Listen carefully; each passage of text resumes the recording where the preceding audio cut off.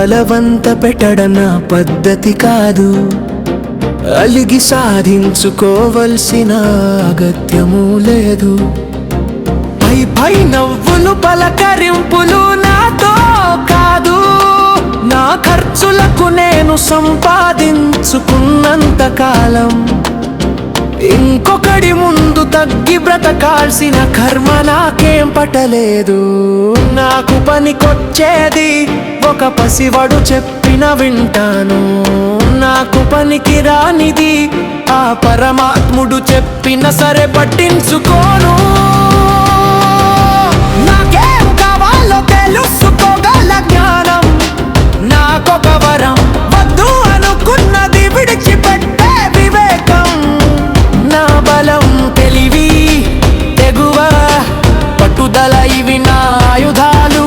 స్వార్థం పొగరు మూర్ఖత్వం ఇవి సమాజం నాకు ఇచ్చిన బిరుదులు కాదు అని నేనేం వాదించను. పనికి మాలిన విషయాల కోసం నా మెదడుని కష్టపెట్టను. రగిలే మంటను నేను, వెలిగే దీపం నేను, మరిగే ఆవిరి నేను, కురిసే మేఘం నేను, పగిలే రాయిని నేను, మలిచే శిల్పం నేను, కరిగే లోహం నేను, మెడలో ఆభరణం నేను.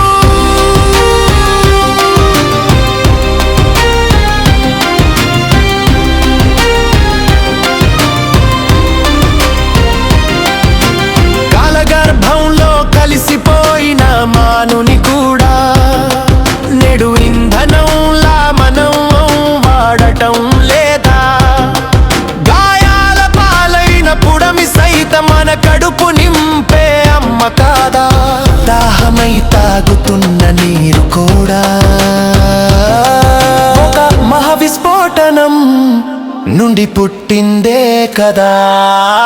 నిన్న నేను అనుభవించిన బాధలే నేటి నా సుఖాలకి కారణాలు. నన్ను చిన్న చూపు చూసిన వారంతా రేపు నన్ను చూసి కుళ్ళుకునే సన్నాసులు. నన్ను నమ్మిన వాళ్ళు నా వాళ్ళు, నా బాధను పంచుకున్న వాళ్ళు నాకు బంధువులు. నన్ను అర్థం చేసుకున్న వాళ్ళు నా సన్నిహితులు. దూరంగా ఉన్న దూరమైపోని మిత్రులు నాకు ఆప్తులు.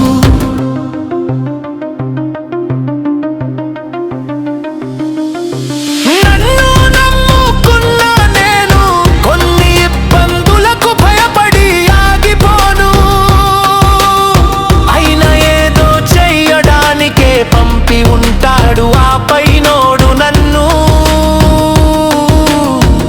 అది అయ్యేదాకా ముందుకే తప్ప వెనక్కిపోను. అనుకున్నది సాధించి గాని సావని మొండి నా కొడుకుని నేను.